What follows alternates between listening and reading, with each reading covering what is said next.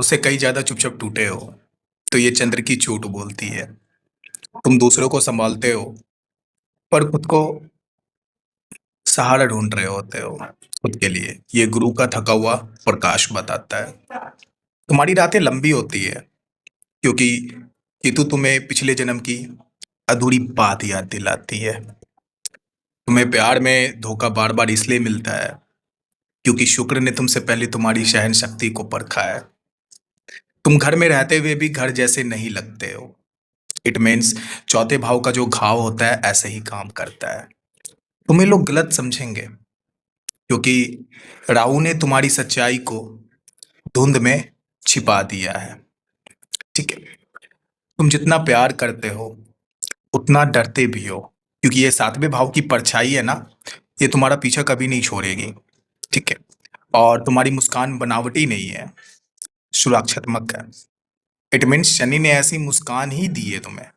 ठीक है। तुम्हारे अंदर गुस्सा नहीं है, लेकिन पुरानी खामोशी जल रही है, तो मंगल ने इसे चुपचाप जलाया है। ये याद रखना। लोग तुम्हें जल्दी छोड़ देते हैं, क्योंकि तुम पकड़ कर नहीं दिल से जुड़ते हो। तुमने सबके लिए किया, पर तारीफ किसी की ना मिली, तो ये 11वां भाव का कर्ज ही है, समझो।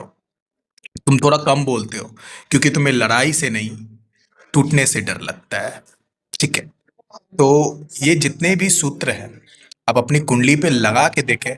ये कोई एस्ट्रोलॉजर आज तक आपको यूट्यूब के प्लेटफॉर्म पे, इंस्टा के प्लेटफॉर्म पे नहीं बताएगा।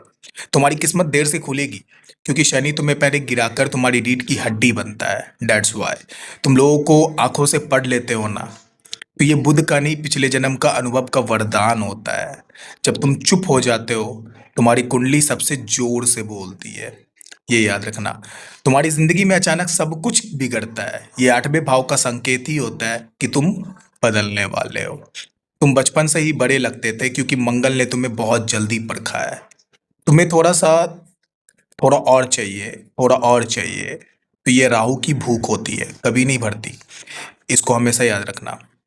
अगर तुम्हें कोई समझ नहीं पाता है, क्योंकि तुम खुद भी खुद को आधा ही जानते हो। तुम बिना बोले भी दर्द अगर बांट लेते हो, तो ये चंद्र की पुरानी आदत है, जन्म जन्मांतर की। ठीक है। और तुम्हारे अंदर जो खालीपन है, वो आज का नहीं, 3 जन्म पुराना है। ये याद रखना। जो तुम्हें छोड़ के चले गए, वो लौट कर पछताएगा जरूर। शुक्र के नियम ऐसे ही काम करते हैं। तुम्हारी हार भी वैसी नहीं होगी जैसे दूसरों की होती है, क्योंकि तुम्हारी हार कहानी बनाती है। तुम जितना चुप रहोगे, उतने ही खतरनाक हो जाते हो। केतु की ऊर्जा गहराई से काम करती है। इन चीज़ों को बहुत स्लाइटली आपको कुंडली पे लगाना होगा। ये ऐसे फॉर्मूलाज है जो आपको कहीं नहीं मिलने वाला। ठीक है। तुम हमेशा देर से समझते हो, क्योंकि तुम सामान्य लोग नहीं, बहुत गहरे लोग हो। ठीक है। तो ये जितने भी मैंने फॉर्मूलाज बताया, ये जो मैंने बातें बताई, ठीक है, इन्हें अपनी कुंडली पे जरूर एक बार लगा के देखना। 100% रिजल्ट आपको सेम मिलेगा। और ऐसे ज्ञान को जानने के लिए एस्ट्रोलॉजी ज्ञान को फॉलो करते रहिए। राधे राधे।